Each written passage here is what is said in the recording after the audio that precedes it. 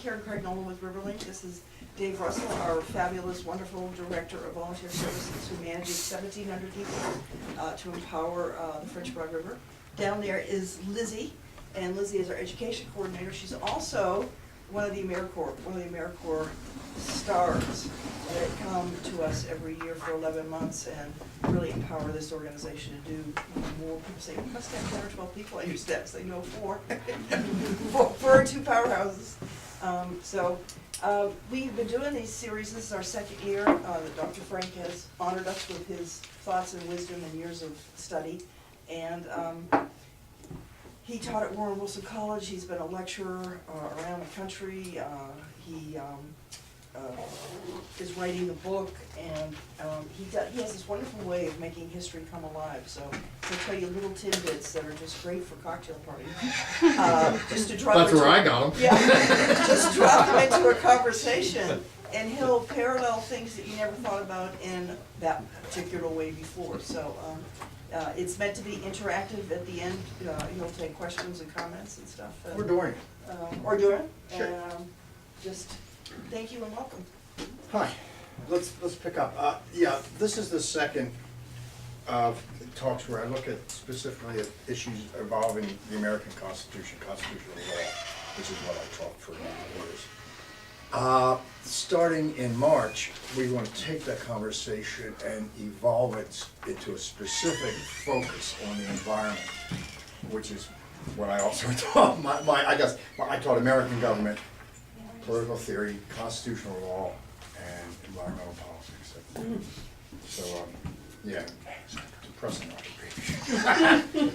And I realize, I've been trying to realize, as I go charging into my dotage, what issues do I really, where do I really find myself focusing on? And I find myself focusing on the interrelationship between institutions, political, economic, cultural, not cultural, formal legal institutions. And on the other hand, our values, our habits, and our traditions. What does it mean to be an American? And how do we look at things? What perspectives do we bring? And it's this interrelationship between these two. These institutions, at least at the federal level, are pretty well, they're structured by our Constitution, of course, which is where I want to spend a lot of time. When you're talking about formal responses, policy, that's shaped by the Constitution. But our values and habits, and here I'm having a devil of a time explaining this to Americans. If we were an English audience, I'd have no problems whatsoever with it. This is our unwritten Constitution, spelled with a small c. Right? This is, it might be only a little bit melodramatic to say this is our soul. This is who we are as a people. And the relationship between these two has occupied a lot of my time. I wanted to talk to you today about that and actually give you some of my thoughts on that. And what's really driven me home is some of the recent events in the Middle East, which I assume we're all watching with horror and despair, right? Specifically in Egypt. I mean, here you have one of the oldest cultures in the world, highly educated population, and they've developed a written constitution.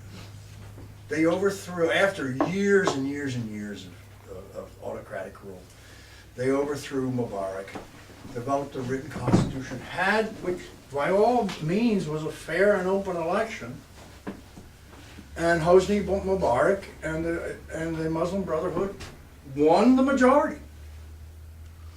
So they have democratic institutions. Okay? You mean Worcy? Excuse me, did I say? Yeah. You said I'm the sorry, bar. I'm sorry, yeah. So they have democratic institutions. What do we mean by democratic institutions? Okay? Well, I think last time I said, you know, I'm not sure we can consider America a democracy, but let's give some minimum definition of what a democracy would contain, all right? A democracy would have to contain a relatively open electorate. Most people should be allowed to vote. That doesn't mean, I don't think you can say we're not a democracy because 10-year-olds don't get to vote. Or felons. Well, felon, you know. But that may change. That may change, right? Yeah, but you know, whether or not we could be considered a democracy if, before 1921, when women were allowed to vote, I'm not sure. Oh, of course we weren't then. Well, the argument was voting represented not individuals, but it represented the family. So you only needed one member from the family, one not the guy, to have that democracy there. We could debate that. But if a significant, if we pass a law saying Roman Catholics are not allowed to vote, right? Some people would, most people would think. You probably need secret elections. Secret ballot. Let me change that. I like to use that word. John Stuart Mill thought since voting was a public act, everyone ought to have to raise their hand and let everybody know how they were voting. We do that a lot of places. But generally at a national level, you want to see it now. Here's the thing. Now you need competitive elections.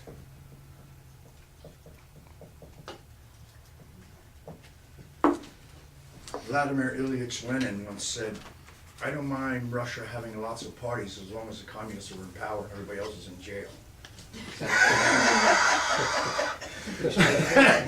That probably doesn't meet this definition of democracy.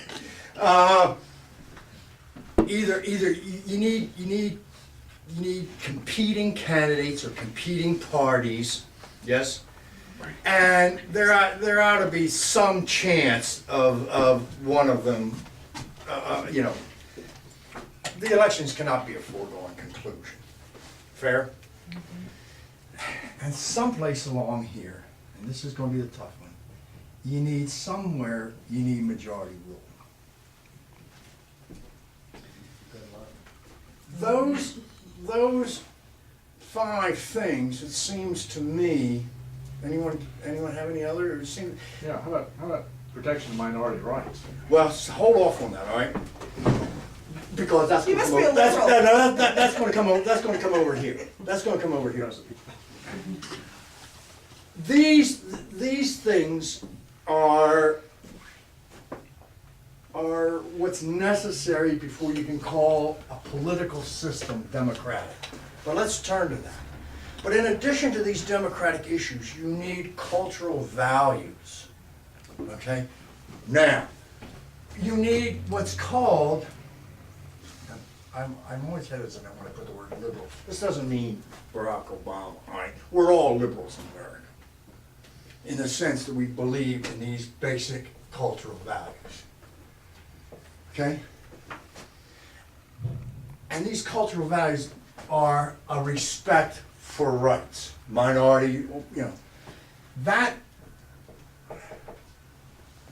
I think a lot of people would argue, is one of the cornerstones of a liberal culture.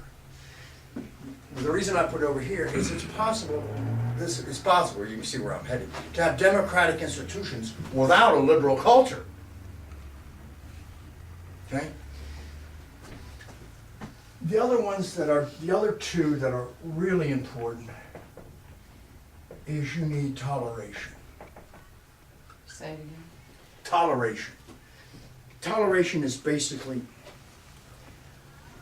we don't have to be alike. You don't have to think like me, and I don't have to think like you for us to work together. Okay? I mean, that is, that is, it seems to me to be the essence of, one of the keys of a liberal culture is this. You're not punished for your thoughts. Well, and you might not even be punished for your actions. I mean, I see people walk around and they're dressed pretty weird according to my standards, all right? Hey,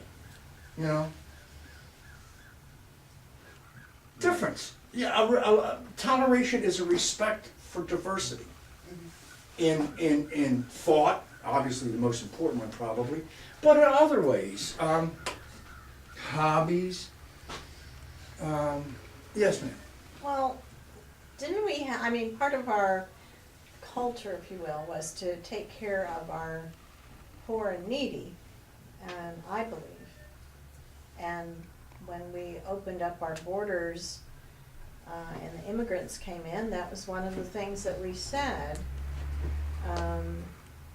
when they came into the United States. There was the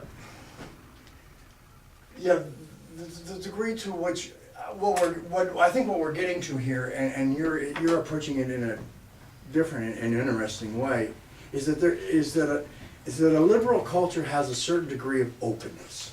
Openness, Okay? Mhm. Which gets us to the other very important one. I was thinking of being tolerant also. Yeah, oh, absolutely, Part of sure, absolutely. Yeah, tolerant of different ethnic groups, different races, yeah, different religions. Mhm. Poor and needy. Yeah. It's these things, and I think these three things, the respect for minority rights, although I guess majority also has rights, but this toleration and compromise, these three issues define what we mean by a liberal culture. And what I'm struggling with is the relationship between democratic institutions and a liberal culture. I think what you have, what I've witnessed from my perspective, in Egypt, and possibly other countries, or certainly other countries, but you have them adopting democratic institutions, free, open, secret elections, without, so Morsi and the Muslim Brotherhood get elected by a majority, and then start passing laws to oppress minorities, not bringing them in. And when people complain about it, they say, wait a minute, we won the election. Change constitution. We have a democratic institution. Right? Let me say this, Egypt isn't the only place this has happened. This has also happened in North Carolina, where you have a party taking control and they say, we won the election, which they did. And so therefore, anyone who uses the words climate change is hereby fired. So, Really? oh yeah. Yeah. Yeah. Yeah. You gotta come up And with, then they got a memo telling them to smile in the corridors. Smile in the Yes, corridors? please smile in the and corridors. brush your teeth. Did you get that one? Oh, I didn't get to brush your teeth with them. Yes. But one of the most important things in productive work is to brush your teeth right after lunch, so. From the American Dental Or Society. they Or big didn't borrow, contributor. so they passed out toothbrush. It's this relationship between these two that interests me. So I've been thinking about Egypt. What do you do when you have democratic institutions, but you don't have a liberal culture? Protest. See it? Protest. Well, then, as the folks in Ukraine are learning, protest is not, what happens when protest doesn't get tolerated, man? I think you're making an assumption that there's really democratic institutions in Egypt that Well, yeah, even during that election time, that was just not so. Well, I think, In comparison to what they had before, Yeah. it was a form, but it certainly was not a pure democratic process. what was undemocratic that you noticed? Well, a lot of people were afraid to vote. Even if they were Muslim, they knew that they could not vote unless they were, voted for the Muslim Brotherhood, because they were Yeah. too dangerous. But do There you was think not things would have, tolerance. but do you think things would have significantly, I assume, and I may be wrong, I assume that the Muslim Brotherhood is it's the strongest political party in Egypt. They did the best job of organizing, they've been in power, I mean, they've been underground, and probably they won the election. That it wasn't democratic doesn't bother me so much. Well, I mean, I understand that you can, but this is what bothers me. Well, one of your premises is an open electorate, and that wasn't happening. So, I Okay. mean, some of the premises that you have under there did not really exist. Therefore, can you say the result of that action was a democratic process and they were voted in by majority? No, you can't say that. They didn't even lock ballot boxes. So you think if it had been purely democratic, Yes, there would have been more people taking part in the elections also, because many groups were afraid to take part. but do you think, how would that have affected the culture? I don't think it would have done much good, because they would have immediately changed the Constitution like they did. Okay. Oh, the United States is famous after the fall of the Berlin Wall for going into other countries and saying, we're gonna set up democratic structures here for you, so you can have a We're on the same page. We're on the same page, yeah. Iraq. Yeah, exactly. I You know, mean, we sent all of these poli-sci PhDs. Don't trust poli-sci PhDs. And they went in there, they went into Iraq, and they, basically wrote a constitution. But, you have centuries of intolerance between Sunnis and Shia. They also didn't go in there to set up a democratic society. They went in there to have oil.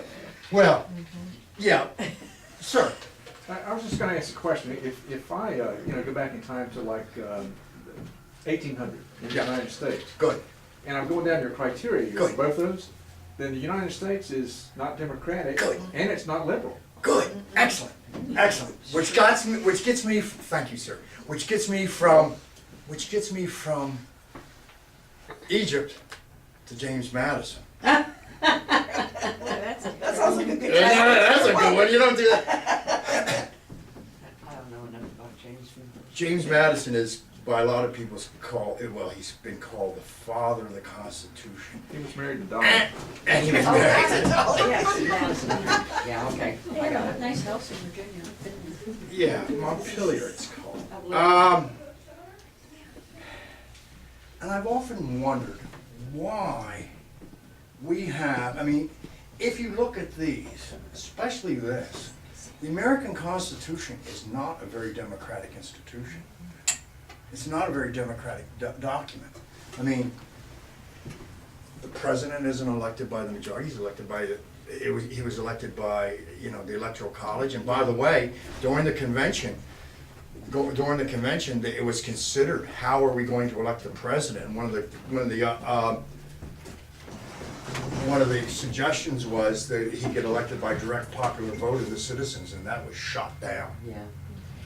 And senators were appointed. Senators were appointed, and even after the 17th Amendment, I come from Delaware, all right? It takes, 15,000 people to elect the United States Senator. That's that. Yeah, maybe a little bit more, but not that many. California, it probably takes 15 million to elect a United States Senator. You can control the United States Senate. Pick the 26 least populated states. Montana, Delaware. Yeah. Pick the 26 least populated states. Figure out what a bare majority of voters is in that. All right, and you can probably control the United States Senate with 30% of the electorate. I'm probably being generous. Okay. Or as the Cox boys would say, a few $100 million. Or whatever that. Yeah, and that's a different thing. But the Senate clearly is not democratic. It wasn't intended to be. the presidency is not democratic. No one in their wildest imagination imagines that the Supreme Court's democratic. They're not, I mean, they're appointed for life. Yeah, really. All right. About the only one that you could say that has slight tendencies towards majority rule is the House of Representatives. But now with Kind of gives it a redistricting, bad name. but now redistricting, Yes. why? What's got me thinking is why didn't Madison make our Constitution more democratic? You probably didn't trust the majority of the people. Bingo. Bingo. Federalist number 10. Among the numerous advantages promised by a well-constructed union, none deserves to be more accurately developed than its tendency to break and control the violence of factions. Here's the tip. Is Also. this some of his writings? Yes, this is the Federalist Papers. This is, complaints are everywhere heard from our most considerate and virtuous citizens, equally the friends of public and private faith and of public and personal liberty, that our governments are too unstable, that the public good is disregarded in the conflicts of rival parties, and that measures are too often decided not according to the rules of justice and the rights of the minor party, but to the superior force of an interested and overbearing majority. All of those rats. Preventing majority rule was what Madison was out to do. All right, why? In the past few months, I've got a newfound respect for James Madison, because if he was here, he'd say, because this is what's really important. What, which one? The compromise and the toleration. This is what's important. If you don't have this, this is no good. Okay? And if there's a conflict between majority rule and minority rights, if there's a conflict between competitive elections and toleration and compromise, all right, then we've got to develop in America this liberal culture. We've got to get Americans to the point where they have to tolerate each other. We have to instill in them the habit of compromising. You can't, to quote the Rolling Stones, you can't always get what you want. You've got to settle, you've got to be willing to settle for less. You've got to recognize that just because somebody's different than you or has a different opinion doesn't make them evil. Yeah. If you look at the Constitution in the way that it was written, doesn't it already, aren't our rights already protected? The rights, tolerance, compromise should be, as written, already in the Constitution. Thank you, ma'am. Here's the interesting thing. Read this Constitution. Guess what? The word rights is never mentioned. I take that back. It is mentioned one time. It is in Article 2, and it's a strange reference to it. Oops, that's a religious confederation.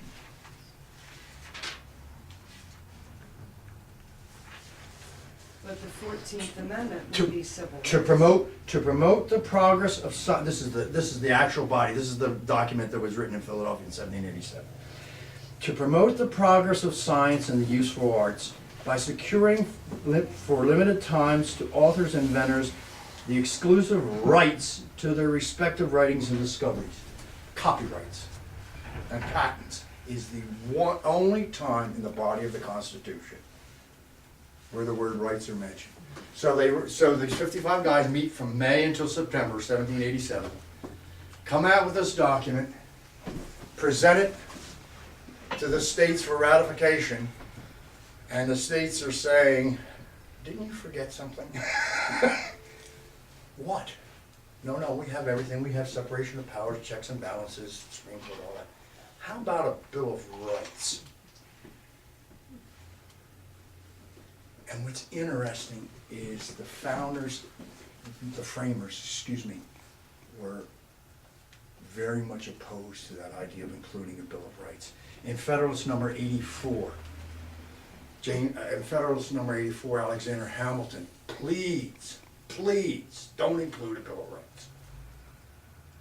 Bill of Rights are unnecessary, he says, and they're dangerous. You can almost hear him saying, we're going to get into endless fights over rights in this country. And there's no way to settle those. There's no way to settle those. Madison, on the other hand, Madison is interesting. Madison believed in rights. He deeply believed that humans have rights. But he did not believe in a Bill of Rights. One of my favorite lines of Madison, he says, a Bill of Rights, he says, is a parchment barrier that tyrants and mobs will disregard at their pleasure. So, two of our leading founding fathers, Hamilton and Madison, wanted nothing to do with the Bill of Rights. But there were others out there, the Republicans, the Jeffersonians, that said, you're not getting this Constitution unless you include a Bill of Rights. So the first big compromise of this country was, in fact, many states, I think Massachusetts was one, said, we will ratify this Constitution if and only if you guarantee that there will be a Bill of Rights in place. So they did. And ironically, of course, who wrote the Bill of Rights? Madison did.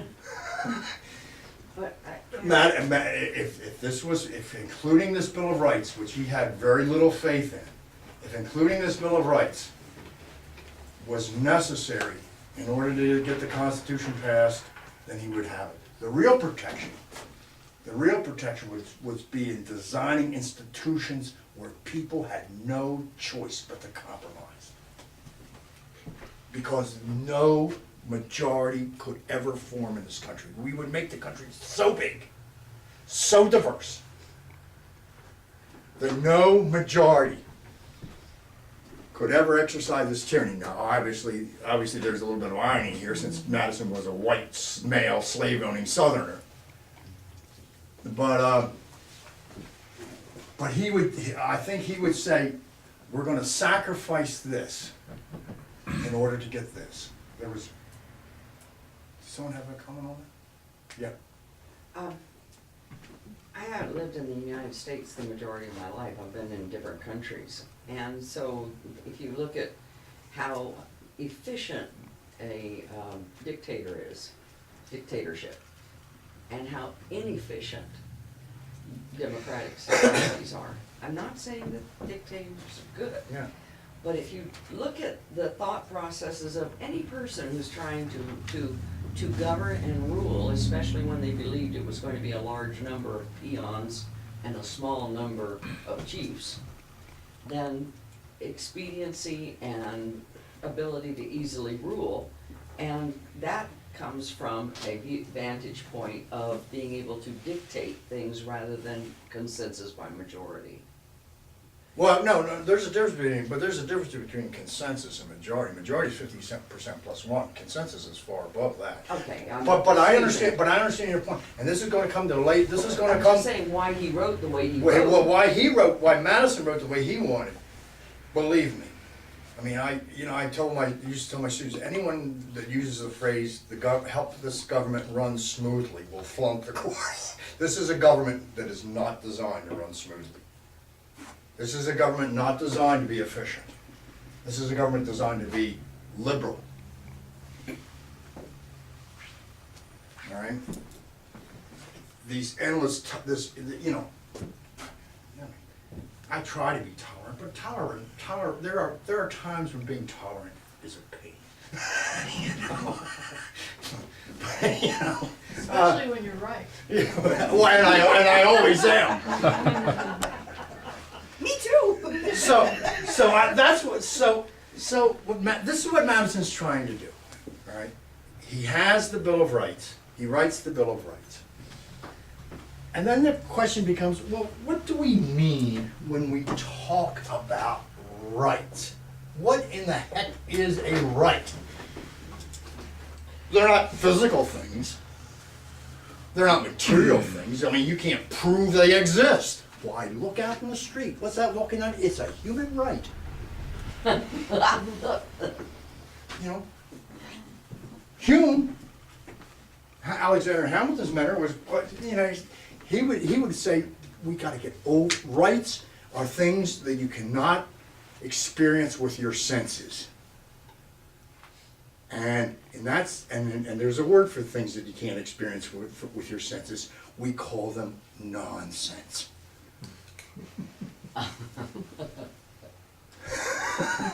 And that's what all this talk about rights. Rights, people talk about rights, but they don't really exist. Now, others would say, oh yes, there's the Lockean tradition coming from John Locke, which is the majority position in America, that there are certain rights are things possessed by individuals. How do we know we have these rights? We know them because of an exercise of our reason. Okay? We think about, what would it be like if there was no government? You know, Guns. Okay. but some people would stop and say, you know, in order for us to survive, we've got to respect certain entitlements that we each have. And these come to us either from they either come to us from God, or they come to us from the very fact of our humanness. But it was Locke and that tradition, that liberal tradition, that instituted this notion of fundamental human rights. So fundamental, in fact, that they defined justice. A just government was one that protected human rights. An unjust government did not protect human rights. Well, didn't Jefferson spell that out in the Declaration Oh, of Independence? and this is where in the Declaration of Independence is Jefferson at his most Lockean. Yeah, we hold these truths to be self-evident, that all men are created equal, that they are endowed by their Creator with certain inalienable rights, that among these are life, liberty, and interestingly, he drops property and adds pursuit of happiness. So this idea, I think last class I talked about Louis Hartz. Louis Hartz says, Locke controls the American mentality like no philosopher anywhere controls the thoughts of a nation. He is a massive national cliche. He is a massive national cliche. We don't read Locke, we don't study Locke, but we all think like Lockeans. I used to tell my students, well, what's the opposite? The opposite is that the law defines what is just. Okay? And if the law defines what's just, what's right, then there could be no such thing as an unjust law. Yeah. And so I quote Thomas Hobbes, and I said, Thomas Hobbes once wrote exactly that line, there is no such thing as an unjust law. And then I asked my students, is there anybody in this room that believes that? Is there anybody in this room that believes that there's no such thing as an unjust law? No, an unjust law is a law that violates human rights. It's that notion of rights that gives us a criteria by which we can judge the laws of the institutions. And those rights are held to us as rational individuals. See that? That's the American version. There's a different version. There's a German Hegelian version which says that in fact rights are social things. It's not the possession of the right that's important. It's the recognition of it by the rest of the members of society. See this? And so having rights, same-sex marriage, okay? Nothing stops two people from the same sex and going find somebody to perform the ceremony and get married.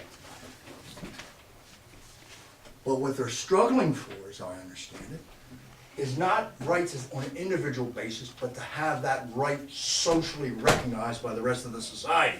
See that? So we have rights can be individual, or rights can be perceived as being individual, or they can be perceived as being social. A personal thing here, I find Hume's and Hamilton's, I mean, you just can't pass it. Here's the problem. Not all people are rational. Duh. All right? Rational people can disagree. I have a sister who's I love her to death, but she's a hardcore fundamentalist Methodist and believes that life begins at conception and abortion is murder and there's no other way to discuss it. And I have long since given up having a rational argument with her on that. All right? Wait, what evidence could I produce?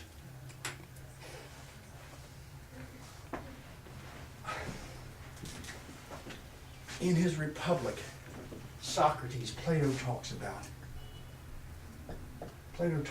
this notion of a noble lie. A noble what? A noble lie. Students throughout history have said there can be no such thing as a noble lie. Lies are not noble. But I tell you, this is a slight aside. Speaking of my sister, she sent me a book by Alexandra Ritchie called Warsaw 1944. It's a very long study of the Warsaw Uprising and the Nazis coming in there and they just killed everybody.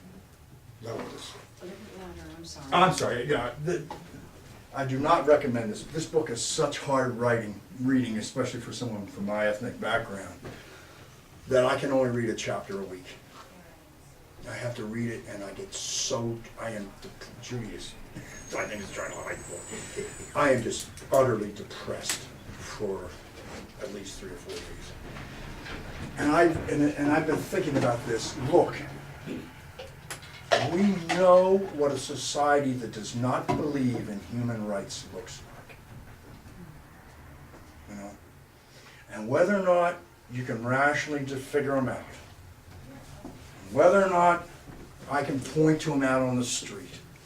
And whether or not they're individual or social, you know what? I don't care. If the existence of human rights is a lie, it's the most noble lie human beings have ever come up with. And that's about it. Rights, the whole discussion of rights, as we're about to see, creates incredible problems. But I sure would much rather live in a society that believes in that. Because there's plenty of books written about what societies that don't believe in them look like. And they're not very nice places. Well, and just a question, but for a society to have rights, can there be gradients of those? I mean, how much of the population has to share in these rights for it to be democratic and liberal? Is it 100%? Is it 60%? Is it 50%? Yeah, good question. Good question. And what rights? And part rights, yes. I don't want to put you off. Indeed, what I want to do is spend the rest of the time exploring that idea. Okay? So, Madison and the Congress passes a Bill of Rights.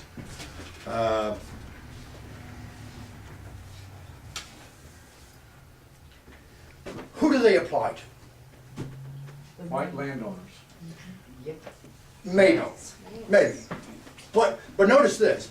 But there's also the possibility of evolution. They apply to white landowners, then they apply to white middle class property owners.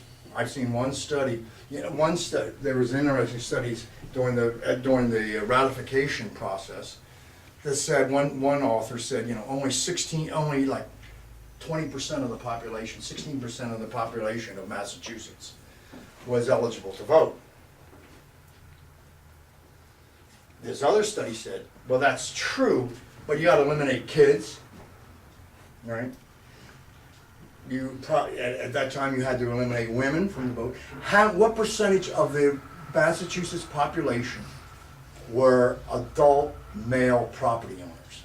And the answer was about 80%. Well, you also have to exclude people like Indians. Yeah, Yeah. but I mean, but to say, you know, I think we need to recognize that in this author contains, in 1787, there was no country in the world that was nearly as democratic as we were. Switzerland, right? I mean, 80% of the property owners being allowed to vote, that's a lot. Man. Well, I mean, that means that you're coming from the viewpoint of being a male, a white male. Yeah. Well, in some societies, the other around the world, and there were differences where the women were number one, or where the men were majority, or, I mean, where people, like, if you were a black male or female in the United States, There's none of this applied. none of it. And Right. also, if you were female, most of it didn't apply. Right. That's correct. So how can you say that the other places had, where women had rights like in Greece? I Oh, mean, well, ancient Greece, yeah. So I mean, that's a society, That was a much smaller one. yeah, Yeah. much smaller people Yeah, too. and they also had slaves. Yeah. They what? They also had slaves. Yeah, true. Right. Yeah. Uh, Oh, well. who did the Bill of Rights apply to? White landowners. No. What laws could be restricted? Thank you for correcting. What laws, I mean, rights are limitations, all right? Maybe this is a good time to talk about this. We can talk about civil rights, all right? And then we sometimes talk about civil liberties, okay?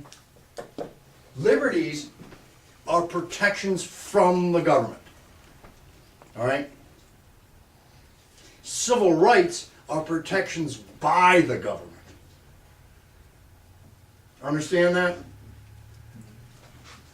So protection against unwarranted searches and seizures, I mean, who's gonna search and seize who's gonna search my house except the government, right?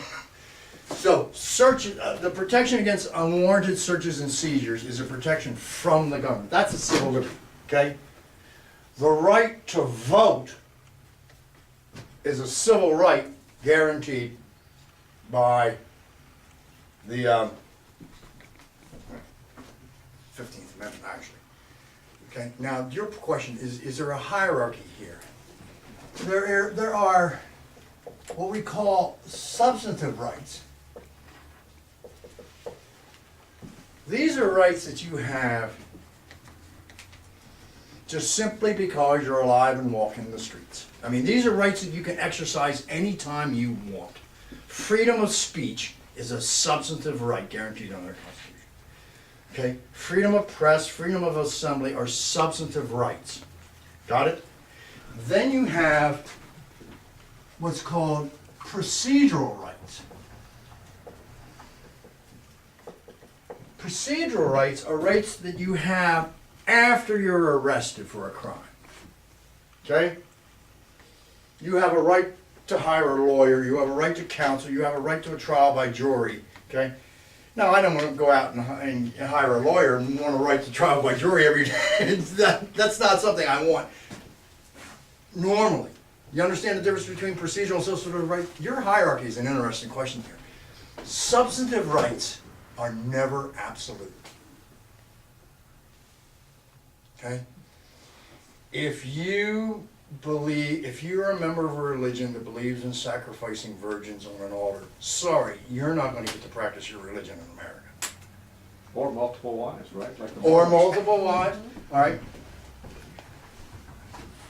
Can we limit speech? Sure, we can limit speech. We can limit religion, we can limit assembly. Substantive rights are never absolute. Procedural rights, which my brother once called fishing loopholes in the law, procedural rights are absolute. You walk out this door, you shoot down 20 people, they see you do it, they grab you, they got the gun, you've got 40 witnesses, it doesn't matter. You have a right to trial by jury. You have a right to have a lawyer. You have a right to cross-examine witnesses. So it's interesting. I mean, these are the rights that most people really care about, but these are the ones that are absolute.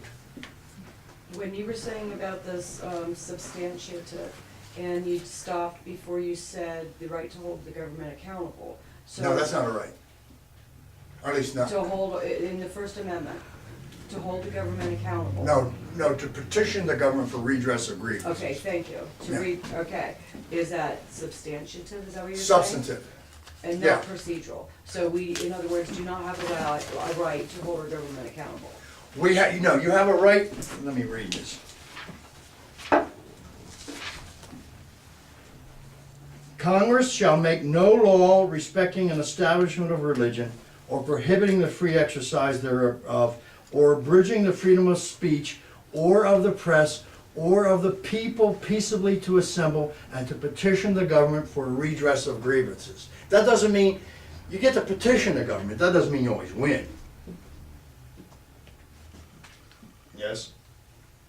So we can question all we want. And you can give them petition as and you can many rally. FOAs and, or Yeah. FOIAs and, Yeah. and they don't have to answer in a, nice timeframe? No. No, sir. So we the people have no, Well, you have the right to petition. and that's it. Yeah, it just, on the procedural rights, just a little context to help me understand this a little better, but the Japanese that were interned in the Second World War, they didn't seem to have any procedural rights until the Supreme Court in 1945 said, oh, that was wrong, after the war was over. You're absolutely correct. Ex So, pleniendo. but you said they're absolute. Now, that doesn't sound very absolute to me. Madison, all right? Thank you. Are you getting to understand Madison? Yes. Because the other guy is Hamilton. And Hamilton says, I can quote it. Hamilton says this checks and balances, because notice this, if we don't tolerate and we don't compromise and then we don't respect each other right, what happens? In a Madisonian system, the system slips into gridlock. Nothing gets done, in case you haven't read a newspaper lately. All right? Hamilton wanted efficient government. Hamilton wanted strong government. And Hamilton said, I'm opposed to any measure that can reduce the power of the government in any time when that power might be needed in an emergency. Oh, yeah, there's a kicker. And that's the kicker. All right? So during the normal course of events, we have Madisonian government. Checks, balances, separation of powers, toleration, compromise, and gridlock.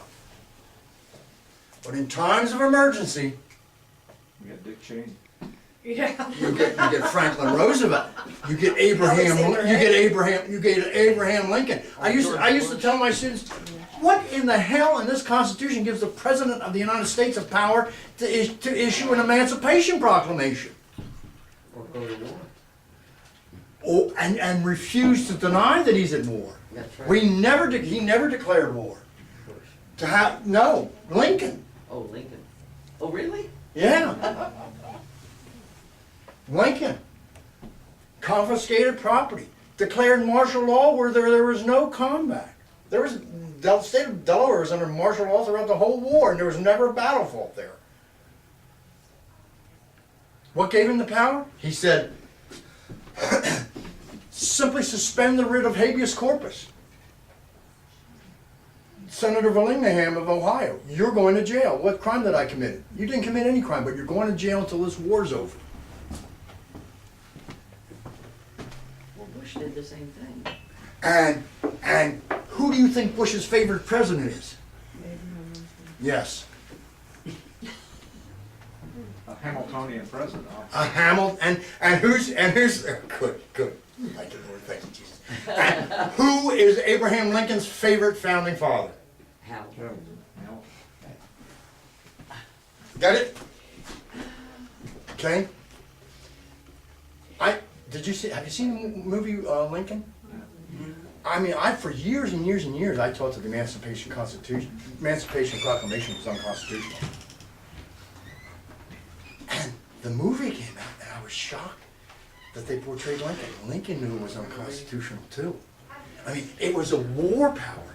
The only justification he could give for it was a war power. What happens when the war's over? Then you've lost the justification for the Emancipation Proclamation. The Emancipation Proclamation gets voided, and what, 15 million blacks have to go back into slavery? That's why Lincoln pushed so hard, and the movie does a great job of this. He had to get that 13th Amendment passed before the war was over. Because they hold back to slavery. Because his only argument for passing the 13th Amendment is this will be the final death blow to the South. But if the South surrendered before the vote, he didn't have the votes in Congress. So he had to drag the vote out, he had to drag the war on and put pressure to get that 13th Amendment passed. Fascinating. You understand this? One of the most interesting cases, came up. Barron versus Baltimore. This is 1833. What issues does the Bill of Rights apply to? Okay? Let me give you a quick summary of Barron. This, by the way, was John Marshall's final decision. I like to do this because I can pretty good at drawing a map of Baltimore. Barron owned a dock. Barron owned a dock on a stream in Baltimore, right? He was making a good living out of it, okay? The city of Baltimore, a government agency, okay, with the permission by the state of Maryland, dredged and filled a little Clean Water Act, certain streams in order to build roads. The dredging created silt, which drifted down here, filled up Barron's dock, and made it completely unusable. Yeah, and made the dock unusable. Barron sued the city of Baltimore, claiming that they had violated his Fifth Amendment rights, which reads, "Nor shall private property be taken for public use without just compensation." This is the first takings case that I think in America. See it? You got it? He claimed that he was protected by the Bill of Rights. In Barron versus Baltimore, 1833, Chief Justice Marshall said, the Bill of Rights says Congress shall make no law respecting, etc., etc. The Bill of Rights only applies to the federal government. Oh, but state governments can do anything. State governments can deny you of freedom of speech, press, assembly. They can deny you Fifth Amendment rights. The Bill of Rights is a protection only from the federal government. Barron versus Baltimore has never been overturned. Okay? So, sorry, Mr. Barron. Better luck next time. Barron? And that state-federal tension still exists. Oh my gosh, yes. Yes, and the takings cases, we could go into this sometime. Then things changed. Something terribly important happened, obviously, with the Civil War. Lincoln passed the 13th Amendment to abolish slavery, get it legal. And then there's the issue of what were going to be the rights of the freed slaves and everyone. And so the Republican Congress passed in 1867 the 14th Amendment. And what the 14th Amendment does is now put restrictions not on the federal government, but restrictions on the states. The 14th Amendment says, all persons born or naturalized in the United States and subject to the jurisdiction thereof are citizens of the United States. Now, the Bill of Rights talks about natural rights that we all have. See this? The 14th Amendment, for the first time, we get the use of the word citizens. These are rights that citizens have. These are civil rights. No state shall make or enforce any law which shall abridge the privileges or immunities of the United States, nor shall any state deprive any person of life, liberty, or property without due process of the law, nor deny to any person within its jurisdiction the equal protection of the law. What the Congress did when they passed the 14th Amendment was to put restrictions on the states. Got it? And what's interestingly, what they did is they duplicated the language.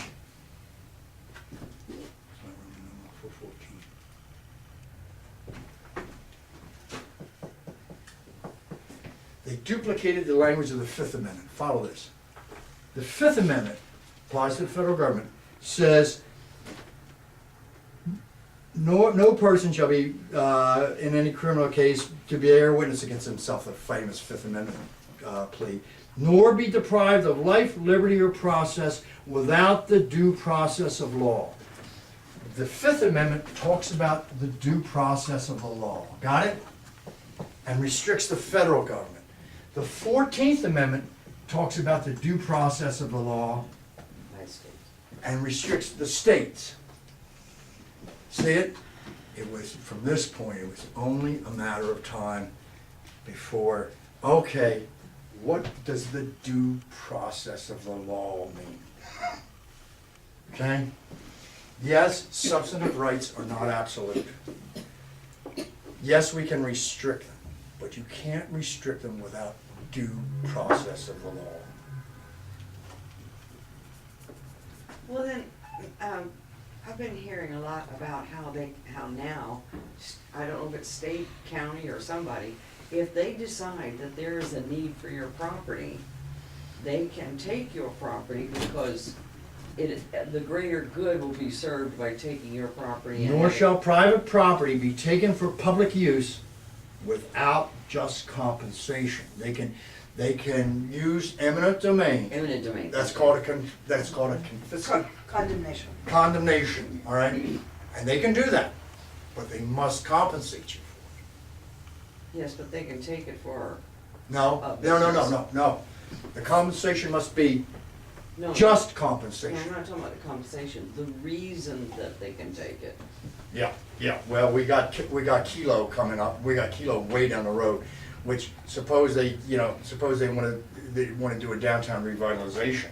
And it's a developer that wants to do it. And it's a private developer who wants to do it, That's right. but the city of Asheville sees that they're gonna, the property's being wasted, and they're gonna really increase their property values. They want the developer to do this, Yeah. all right? So, can the city of Asheville condemn the property not for a public purpose, but for basically a private purpose, but the public purpose then increasing the tax rolls? And the answer, yes. Kilo. Would that be wealthy welfare?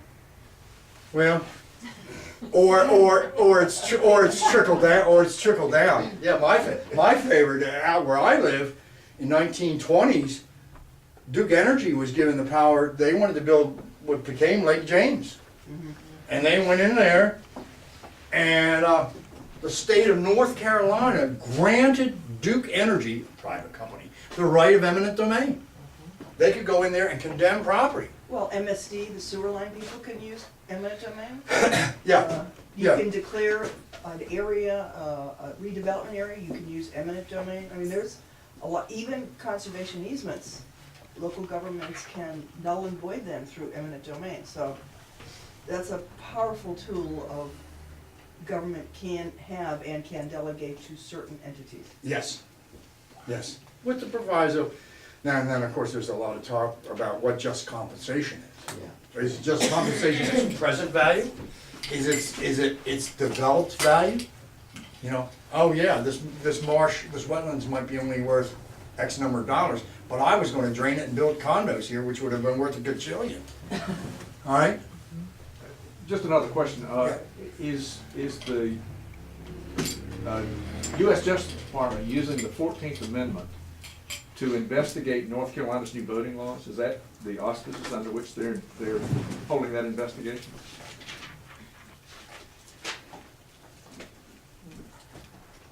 No, it's the 15th Amendment. The 15th Amendment says, "The right of citizens of the United States to vote shall not be denied or abridged by the United States or by any state on account of race, color, or previous condition of servitude." So 15th expands upon 14th, what 14th Yes, started. yes, and of course, the Voting Rights Act of 1964 expands on both. But your point is, you know, your point is well taken. If the question is, what gives the federal government the authority to pass a Voting Rights Act? Well, the 15th Amendment gives them the right to pass the Voting Rights Act. What gives the federal government the right to protect individual rights? Not the right, the authority to protect individual rights. And it's this. In 1925, the big case came along, Gitlow versus New York. Benjamin Gitlow was a member of the Socialist Party who had during World War I had printed documents such as the Revolutionary Age and the Left Wing Manifesto and things like that. The state of New York had passed the law, the Criminal Anarchy Act, all right, which declared all such publications to be subversive and subject to arrest. Gitlow was arrested, okay? Gitlow claimed that the New York law violated his constitutional rights to freedom of speech. See it? Now, prior to here, Barron versus Baltimore says the states can limit your freedom of speech. The states can pass the Criminal Anarchy Act and outlaw what they consider subversive speech. See it? In Gitlow versus New York, the Supreme Court did something very radical. They took the due process clause of the 14th Amendment, follow this logic, combined it with the due process clause. Sorry. Yeah, but she's gonna have trouble hearing back there. Combine it with the due process. Oh, I'm sorry. Combine it with the due process clause of the Fifth Amendment and made this argument. There are some freedoms that are so fundamental, to quote, so fundamental to our concept of ordered liberty that to deny them is to deny due process. Okay? So, and what are those liberties? So, what are those rights that are so fundamental to our concept of ordered liberty? The number one is speech. So, in Gitlow versus New York, the Supreme Court enunciated what I was always told was called the Gitlow transfer. They transferred protection of speech, see this, from protection from the federal government and also protection from the state government. Now the bad news is, for Ben Gitlow, is yes, you have protection from unconstitutional state action. Unfortunately, in time of war, the states can restrict certain subversive speech. So what the Supreme Court said, we have the right to review these state statutes. We review this state statute and we find it constitutional. Ben, you're headed for jail. Okay? So as far as he's concerned, it wasn't a happy ending. But as far as America was concerned, it was a very, very big step. It was the first, not overturn of Barron, but it was the first step nibbling away at it. Then the question became, well, does this mean that the Bill of Rights now applies to all the state government, to all state action? And there became an interesting debate over that. Justice Hugo Black argued for what he called total incorporation.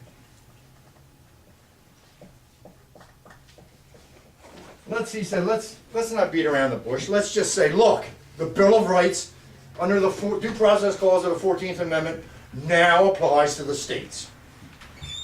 Okay? Justice Benjamin Cardozo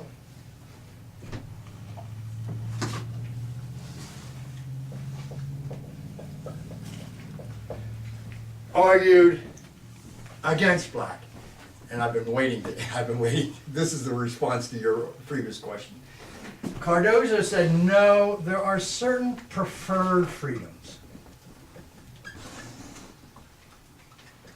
There is a path for it.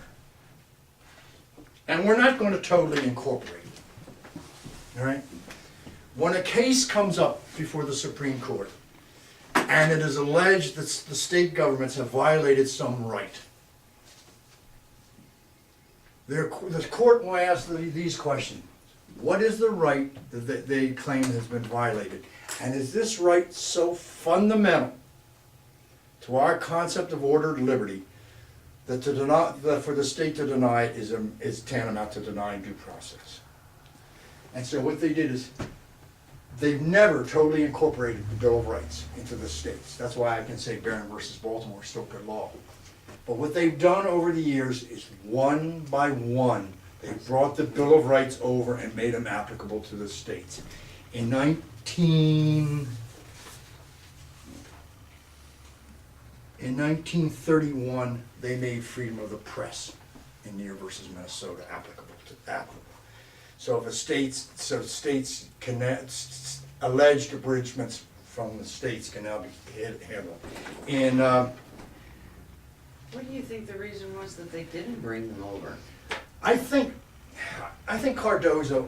Why did Cardozo win the argument? No. Yeah. But I mean, that's what you're asking. Why did Cardozo win the argument and not Black? No, but why did they not bring them over earlier for the states, in other words, the rights, and do it all at once and say, hey, this is gonna be against the states Because it too. was seen as there was a strong states' rights argument that the states. Infringing on the rights. The of the infringement on the rights of states, and that a lot of these rights are very personal things, and it was these personal issues that were supposed to be left to the states.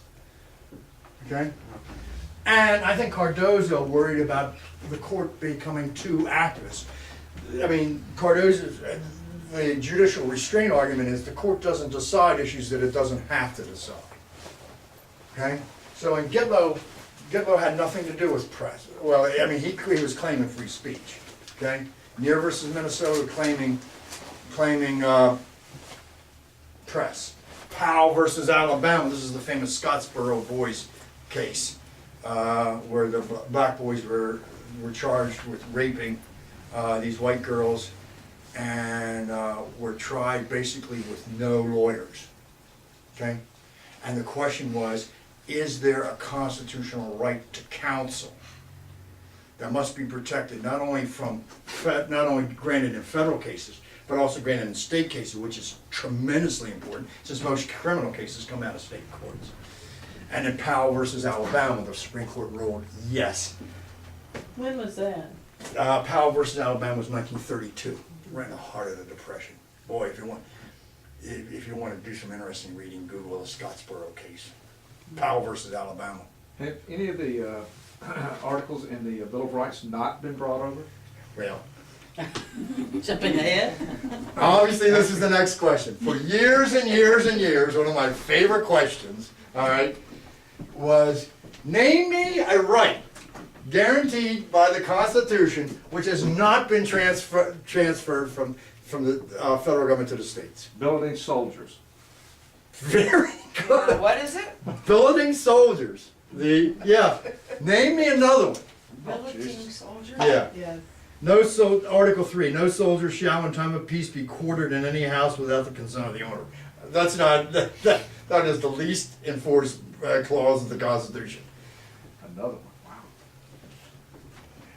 one, wow. One near and dear to my heart. The right to keep and bear arms, the Second Amendment was never transferred over. So states could theoretically do whatever they wanted So, until, so if the federal government passed a gun control act, you know, you can't have, wait a minute, let's get your question clear. If the federal government, you're right, passed a law that said you can't have machine guns, right? 1936. So, that means that North Carolina could pass a law that said you could have machine guns. Is that- No, probably the supremacy clause would make, well, if the federal government passes a law that says you can't have marijuana, and the state of Colorado passes a law that says you can, Yeah.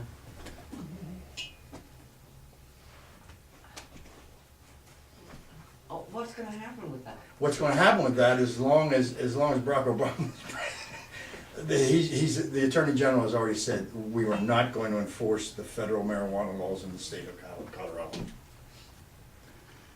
But your question, but on the gun control issue, there was obviously two issues to be solved. Are you starting to make sense of all this? The first issue is the right to keep and bear arms a federally protected right? So what you needed was, first of all, you needed a federal law. Guess where that's gonna come from? Washington, D.C. All right? Washington, D.C., under the control of the federal government, passes a ban on handguns. Okay? The case gets to the Supreme Court, and the Supreme Court says, you can put reasonable restrictions, but a complete and utter ban is unreasonable and unconstitutional. So the Supreme Court overturned the D.C. gun ban. What's the next question? Can a state do it? Exactly. The next question is that Second Amendment now going to be transferred to the federal government? And then I think it was Illinois. Illinois passed another sweeping gun ban, right? Not regulation, but a ban. And what the Supreme Court did in that case, and these came relatively quickly, took the DC case, applied what amounted to the Gitlow transfer, and made it applicable to the states, and said states can regulate, but the regulations must be reasonable, and an absolute ban is not reasonable. Okay, so your question, are there any constitutional, are there any rights that haven't been transferred? Up until my last year of teaching, I was arguing, yes, unfortunately, the Second Amendment, unfortunately, from my point of view, for the Second Amendment. Now, you're right again. To my knowledge, the only right that has not been transferred is quartering of soldiers, which is basically meaningless right anyway. you don't read a lot about it in the press. You don't read a lot of that. You don't read a lot. Then, does that help? Was that entertaining or? Yeah, who's Gitlow? I went to the bathroom and that's dangerous. Yeah, Benjamin Gitlow. I shouldn't do this. I'll tell you how I'm doing all this. There's my student's digest. Then, so you started getting this transfer. Then you got the substantive rights transferred. Then you started getting the procedural rights transferred. You got counsel transferred. All right. Then you started getting. It was a two-step process. First, you would have this federal right enunciated, right? Right to be informed of it. If you got a right to counsel, do you have a right to be informed that you have a right to counsel? And if you have a right to be informed, you have a right to counsel, all right? Then, when do you have to be informed? At the exact time of arrest. And what if they don't inform you? What if they search and seize evidence unconstitutionally. What happens then? Fruit of the poisonous tree. Mapp versus Ohio, it's the exclusionary rule, that law, so it must be excluded. So all throughout the 50s and the 60s, the Warren Court was boom, boom, boom, enunciating rights and transferring them over. And then the question became, God, are there any rights left that we haven't dealt with? And in 1965, So right to happiness? no, that's No, never. it's only to the pursuit. Yeah. The good Catholic folks of Connecticut passed a law making it illegal to prescribe any form of contraception in the state of Connecticut. Right? Doctors will be convicted of a misdemeanor for prescribing, yeah. 1965, so it wasn't that long ago. That 1965. Yeah, 1965. Griswold, a doctor, a physician working for Planned Parenthood, right, wrote a prescription. Of course, this law has been violated like hell. I mean, you know, they were going to New York, Massachusetts, Rhode Island. But Griswold and Planned Parenthood said, here we are in downtown Hartford, and I am writing this prescription to you for birth control pills. Take it across, I am writing this in the state of Connecticut. Yeah. Go over to New York, get it prescribed, come on back. Get it filled, come on back. She did that, came on back. The two of them went up to the police station. Right? Here, I wrote this, you got it filled, I wrote it in Connecticut, and the police said, you're under arrest. And he said, good. Right? That law, that Connecticut state law, violates the Constitution of the United States. And then the question becomes, where? What part of the Constitution says you can't outlaw contraception? You might not be very smart, but it ain't illegal. And in Griswold versus Connecticut, Justice Douglas brought up the forgotten Ninth Amendment. The Ninth Amendment says, and I quote, someday,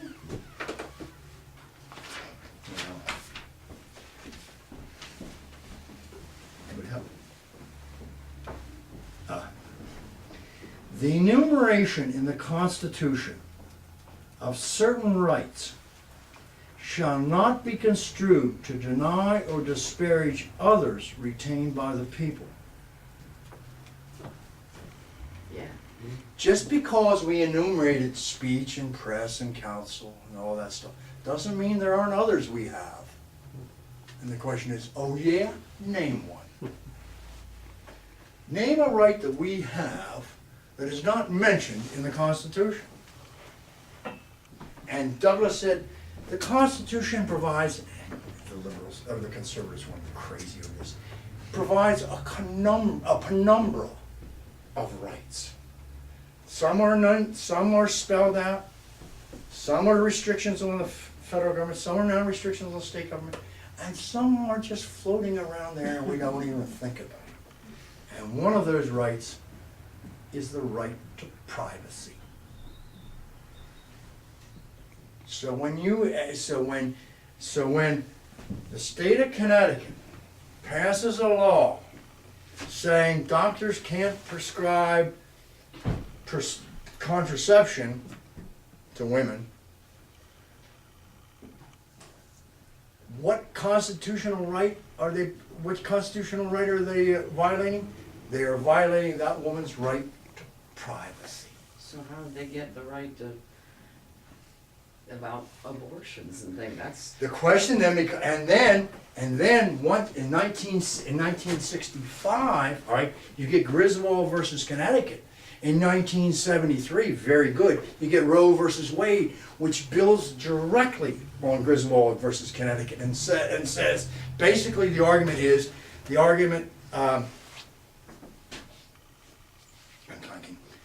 that the court made was termination of pregnancy is a private decision. Okay? Now, when I taught at St. Lawrence, I met the lawyer who argued for Roe in Roe versus Wade, and I asked her, I said, let me ask you a question. Do you think it's possible, if you can understand this, I've been successful. Do you think it's possible to overturn Roe versus Wade without overturning Griswold versus Connecticut? Do you understand that question? Yeah. Okay. Both in privacy. Can you get rid of abortion without getting rid of privacy? And interestingly enough, this was 25 years ago, and I still remember her answer. She said, unfortunately, yes. Right? And the anti-abortion folks understand this. What you say is, well, how do you get rid of it? How do you get rid of abortion without getting rid of privacy? By funding. No. How? How? No volunteers? Calling it murder? No. You just simply say having an abortion is not a private act. It's because of the birth of the child. No. You don't want to go down that road, because going down, I don't think the Supreme Court will ever decide that life begins at conception. That would be such, I mean, does that mean a fetus can sue his mother for smoking cigarettes? But it does mean the fetus has a right to keep the mother alive even when she's dead, if you're in Texas. Yeah, but those other things. Can a fetus get a guardian and sue his mother for drinking? Yeah. Or his father. Or what? Or his father for that. Yeah, 'cause that, Yeah. So I don't think they're gonna go down that road, but what they are gonna go down the road, and they're going down this road, is to say, look, having an abortion is a medical procedure, all right? Which requires licensed physicians, licensed by the state governments, requires certain health standards to be met. All those things no longer make it a private act, it's a public act, and the states can regulate it. Well, And to which the court responds, yes, same as guns, yes, you can regulate it, but you cannot completely ban it. yeah. Because somebody had to manufacture a product in Gitlow. Well, Gitlow is contraceptive. No, Griswold. I mean Griswold. Yeah. You understand this? And so, what this whole debate is, and abortion is a classic move towards these two, where I really feel kind of sorry for poor Sandra Day O'Connor, which, this fundamental value over when life begins, who has rights, who has privacy, that isn't going to be ended. Rational people can come up with completely different responses. O'Connor's response is, let's compromise. First trimester, right, you can terminate. Third trimester, you can ban. Middle trimester, we'll leave it up to the states. There. Okay? What about the laws That- for sex? The The laws for sex in the privacy of your own home in some states. right. Some sexual acts are against the law. Gay law, the sodomy laws, the Georgia sodomy laws, all right, made certain sexual acts illegal, okay? The Supreme Court first of all upheld those laws as being a legitimate exercise of the state police power, okay? And then, within 2 years, overturned them as a fundamental invasion of privacy, okay? So the anti-sodomy laws were declared unconstitutional in the 1980s, I think, okay? But then the next step was, okay, but this is good, there's parallels between abortion and gay rights, right?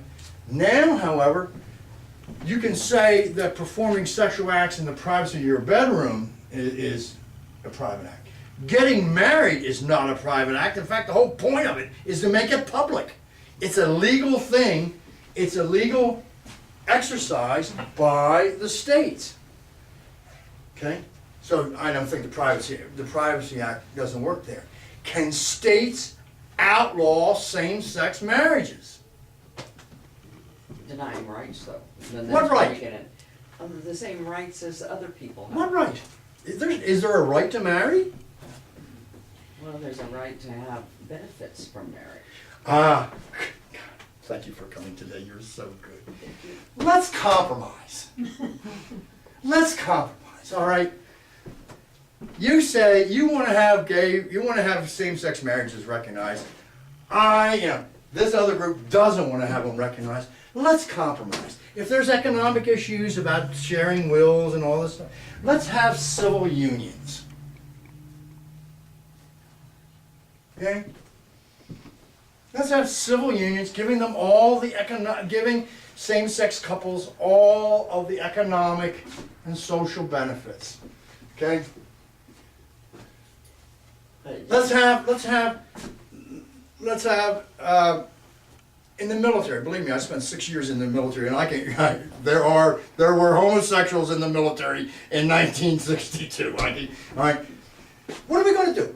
Are we going to drum them out and just let's compromise. Let's say, look, we don't pursue you, and you don't make a big deal out of it. Don't ask, don't tell. I have a question that goes back to the abortion Yeah. question. And that is, a couple of people said, well, what about suing that mother that smokes cigarettes and drinks alcohol during her pregnancy, which I quite frankly find horrible.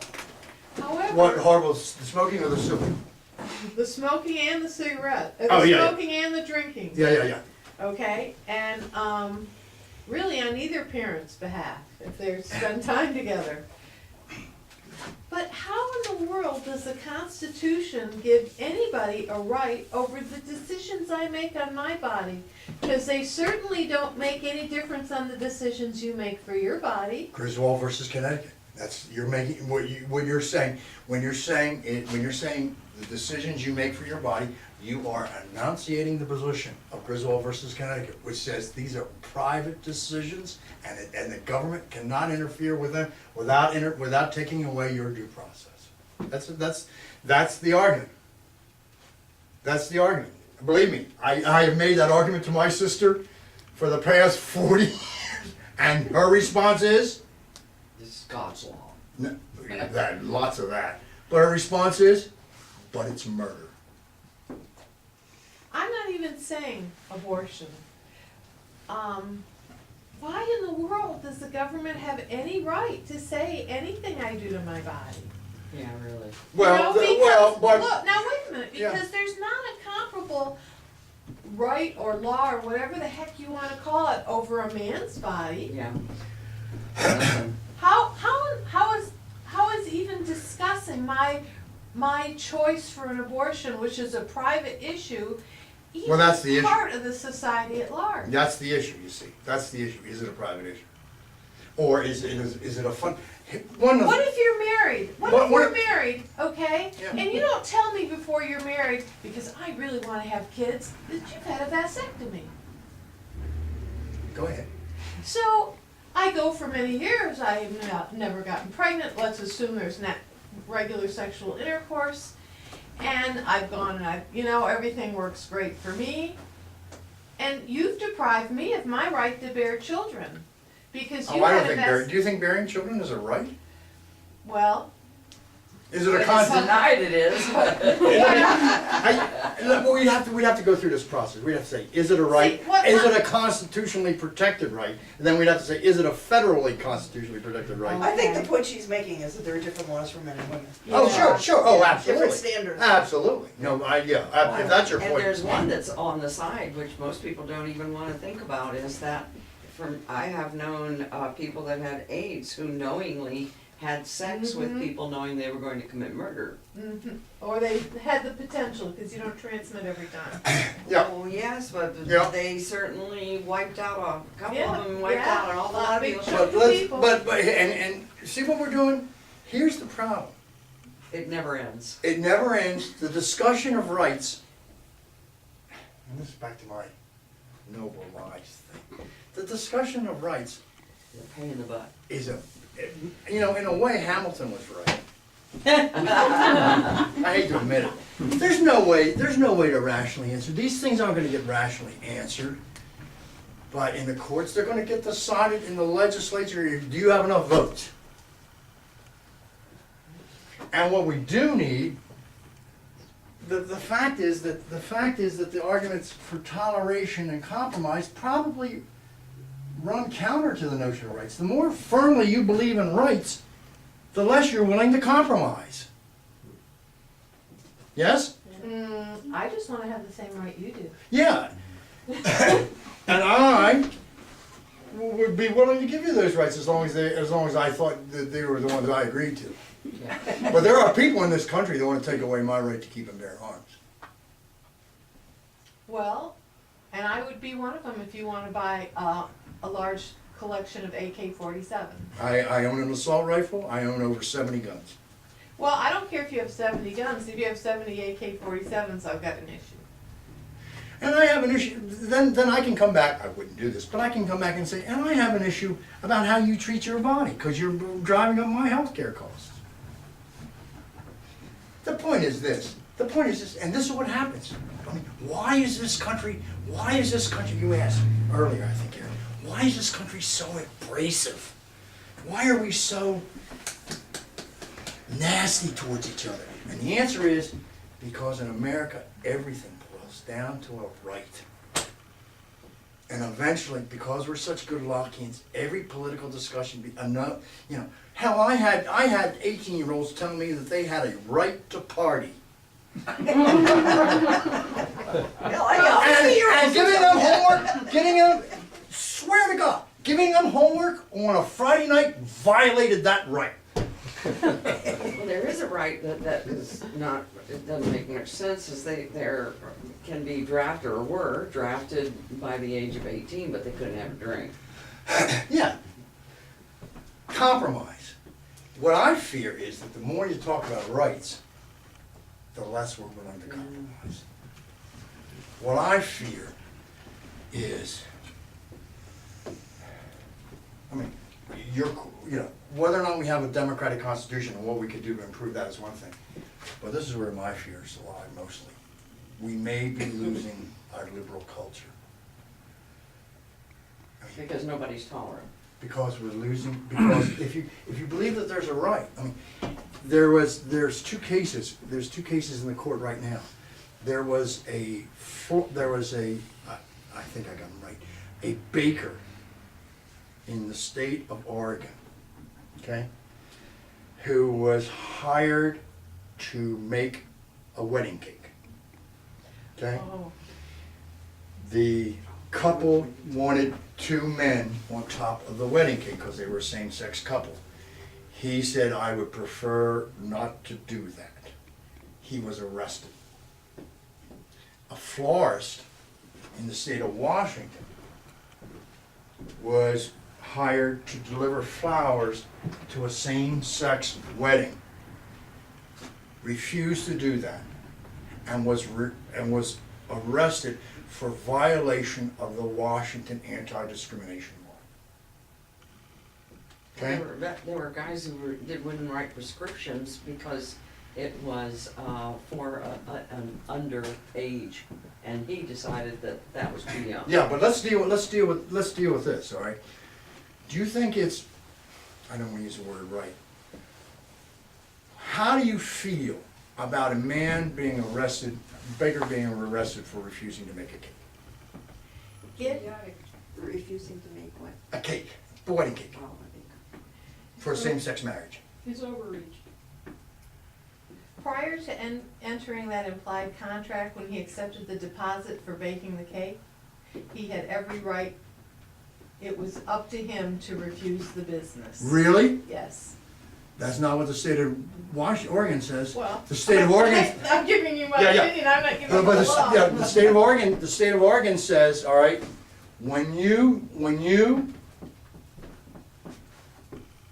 enter public, when you enter the public sphere, I'm blanking on the word, all right? You're engaged in public, domain. you're engaged in public business, all right? I don't know. And the state of Oregon has passed strict, and the state of Washington have both passed strict anti-discrimination laws, which makes it illegal in that state You discriminate. to discriminate on the basis of sexual orientation, race, religion, et cetera, all right? Now, clearly, I mean, the facts remain that the man was discriminating on the basis of sexual orientation. He probably did it But he the was day being before the denied a wedding. cake, and to me, that is total ridiculousness, to me. And I believe in the rights of. Yeah. And I he mean, I think could've if I mean, you- if I- if you're if I- denied a house or a job Right. or medical care, that's one thing. You're denied a cake when there's 50 bakeries? I'm sorry, I think it's unenforceable and it's stupid. No, it's not unenforceable. No, I think it's unenforceable. How? Well, I mean, you get arrested. it's gonna be based on complaint. Yeah. I mean, the police aren't gonna be monitoring and having. Yeah, no, police the person same-sex at every cou- bakery to see the if you're same-sex selling cou- to gay, cakes to gay people. The It's only- same-sex couple ordered, as I understand the case, Well, the and same-sex couple ordered the cake. They said, we'd like 2 men on top because, you know, So we're he both had- men. He says, I don't wanna do that. And they said, you must do that or else you're violating the anti-discrimination law. And he was.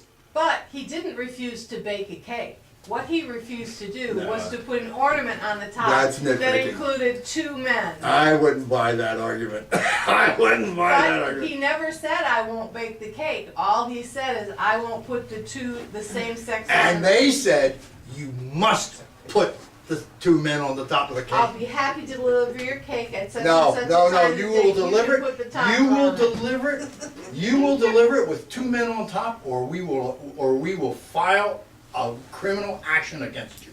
I think you have And to be that the one toleration is discriminated compromise. against before you Exactly. decide what the importance is. We, You know? What thank was you, that? you have learned the lesson. What did That- you say? She said, Toleration. we are learning, we are losing the powers of toleration and compromise. I mean, I tell you, I mean, Well, unless you're the one that's being discriminated against. I mean, it gets really old having people say, what you do in your bedroom is gonna determine what I put on the top of your cake. But haven't we run through these things before? I mean, the old we've thing been about running through them since yelling fire 1787. in a crowded Yes. theater.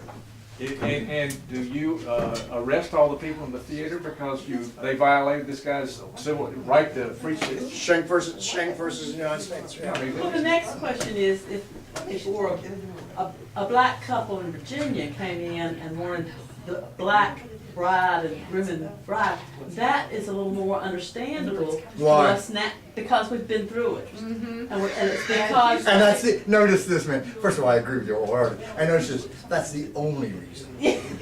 That's the Yeah, because only in reason. what, 1967, That's the only reason. Virginia arrested a couple or whatever. Yeah, that's the only reason. I have to really stand up for the fact that I don't think you're losing a tolerance of. I was engaged to a fellow that was Chinese. And his family said that they would disown him and he would not be allowed to come to see the family or engage in anything or have any inheritance if he married me because they would not have their bloodline tainted by a Caucasian. Now, notice this. That's discrimination. Well, yes, but notice, it's the Civil Rights Act of 1883, all right? That sort of discrimination is completely legal. What the Civil Rights Act of 1883 said, what the 14th Amendment does is prohibit discrimination on the part of the government. Private people, That's why the cake doesn't make sense to me. private people It's a can business. discriminate all they It's a want. business. And why the state of Oregon, and the state of Oregon, the states of Oregon and Washington understand that, and they say they've got to make this a private business. I mean, they've got to make this a public issue. And they make it a public issue by saying, you are engaged in business in, Public. damn it, I To wish I the could. public. You You serve are the public. engaged and you are licensed by this state. So therefore, if you discriminate on the basis of sexual orientation, you are making the state of Washington and Oregon complicit in that. Could we argue from the other direction that by prosecuting this baker, does that not lead in some way to toleration? That people begin to think they can't do this, and then they begin to, be more tolerant. That's the way I look at it. I don't understand this flip-flop thing. I mean, and when you get on the end of having the discrimination thrown at you, Yeah. you start understanding where all the anger comes from. Oh, well, sure, sure. And so And the I think that- intolerance. Yeah, I And mean, the I intolerance. understand. I don't think there's I a understand, losing our believe tolerance. I me, think believe me, it's I gaining it. understand. I understand the anger being felt by gun rights people. Really? Yeah, I mean, they're saying, you know, like, they're saying, My We- child can't go to school. no, the gun rights people. Oh, gun rights. They're saying, you want background checks. You want universal background checks. You mean to say I sell a pistol to my nephew who I've known for 50 years, I've got to do a background check on him? yes? Yeah, because your You don't know what nephew, your nephew's been doing. Oh, I know what he's doing. I know where he is right now, what he's doing. I'd be That's involved. intolerance. well, the guy. And furthermore, Which I- is intolerance? the- They're Yeah, saying yeah, about yeah. that Yeah, gun. we're- and furthermore, this is the one, I said, I guarantee you that when Dianne Feinstein and that ilk, and that ilk passes their law, you know, and I know what the first words out of her mouth are gonna be. This is only the beginning. Oh, And you know what? After living- John Stewart, John Stewart wants to abolish the private ownership of guns. I don't want that. Well, I tell you what, go over and But live I in do England. want some Nobody gets killed restrictions. over there. We've got tons of restrictions. What? No, no. We've got, but I'm doing this as an example. One person's intolerance 1,000. is another person's fundamental right. Where, can we compromise? Of course we can compromise. Of course we can compromise. But isn't really that the essence Well, of but- the Constitution and the whole government, the way it was set up? It was set up to have tension and the checks and balances, and also to have a Supreme Court that was there for life so that they wouldn't be subjected or To likely. losing their job. Well, no, I think it's to the trends, that the trends would have to be there for a while, so it wasn't the most recent trend that all of a sudden was law. It might be a decade after that trend, or, it was, I think that had something to do with it. You can It say- does, but I think more and more, God, I hate to say this, I'm getting newfound respect for James Madison. For what? I can't hear. New respect for James Madison. When he said, look, he said, look, respect for rights, people's passions are gonna overcome any respect for rights. What you've got to do with people is you've got to slow them down. You've got to force them. You've got to make this system as inefficient as possible. You've got to drag it out. You've got It's to working. It's worse. Yeah. You've got to drag it out and drag it out and drag it out. You've got to make people calm down. You've got to frustrate them. You got to tell them you can't get that. So maybe you should get a little bit of what you want. And maybe somewhere down the line Madison would say, we'll build, maybe not a democratic government, but we'll build a liberal society where we'll tolerate each other, where we'll compromise, where we won't get all in a huff and make everything a personal right. You might be interested to look at Japan as a place where guns are not illegal, but the process of being able to get one is so infuriatingly difficult. And Japan has a so suicide, long. and ma'am, Japan has a suicide rate 5 times that of the United States. Suicide, what country? That's the major form of gun violence in this country. Suicide? Suicide. Most guns deaths are the result of suicide. Oh, I didn't know that. Neither did I. There sure are a lot of other kinds of deaths. Yeah, well. See, look, is there any rational way that I could change your mind? No. No, but you could make it more What is the difficult to get ration, what are you guns. asking me to change my mind to? Change your mind and recognize I have an individual right to keep and bear arms. I have compromised and compromised and compromised. There are tons of gun restrictions on the book, and every time that there's another tragic accident, or not accident, every time there's another tragic incident at some school, the liberals go running for another gun control law. How about a How mental about health? enforcing the ones we got? Yeah, how about a mental health law? If you require, first of all, thank you. How about a mental, let me ask you a question. Could you prove that you were sane? No, it's Who, impossible. you assume that I am. Yeah, I assume, if you assume that someone has to pass a mental health test in order to buy a gun, Or run for office. all right? I don't know if I can pass a mental, I don't know if I can pass a mental health test. And not only that, but if you have to pass a mental health test in order to buy a gun, how about if your newspaper article has to pass a censor before it gets published? How about, that's called prior restraint. We don't know you're gonna commit a crime, but we think you might, therefore we're gonna restrain you. In Neer versus Minnesota, the Supreme Court ruled that prior restraint is the essence of tyranny. I can't remember what you said. Prior restraint, Is what? the essence of tyranny. Saying, Distrain you before you make an act, because they think you might possibly make an act. yeah.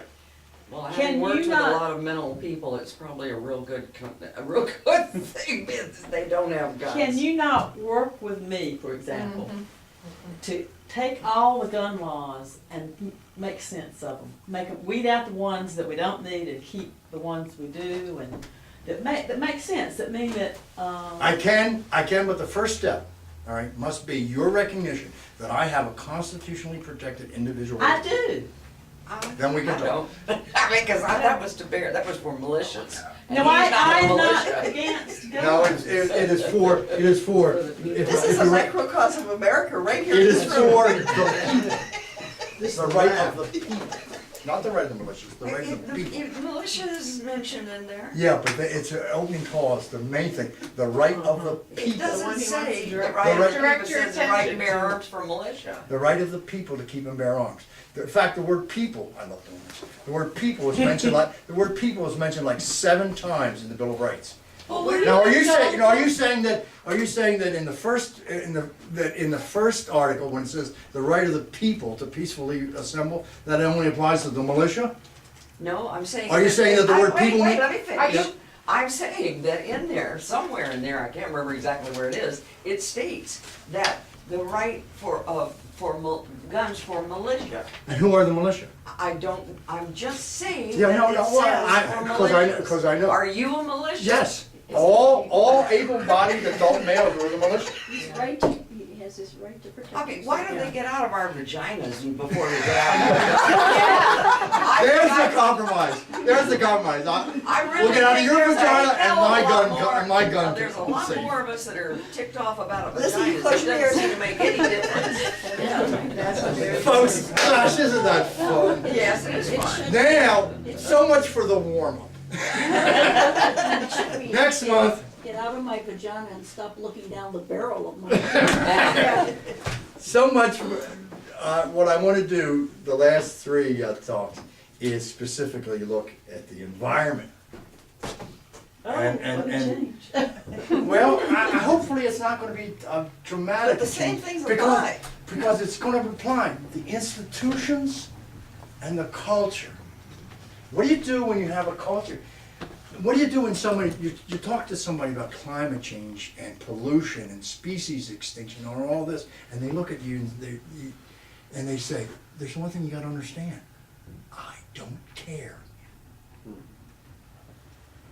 You mean like? Then you like- pull out your like, gun and shoot him, cause You mean like corporations? Believe me, I'm tempted. You're talking about like corporations. No, I'm talking about individuals. I have one person. Look, suppose we kill off all the whales. Who cares? Wait a minute, is next month gonna be a vagina-free? I just need to know that. Not I don't till know. they are. We are serious. We're 1, 2, 3, 4. We're Turn the seriously video off, outnumbered please. here. Folks, I enjoyed that. Thank you very much. That's right. Frank, thank you. Get that on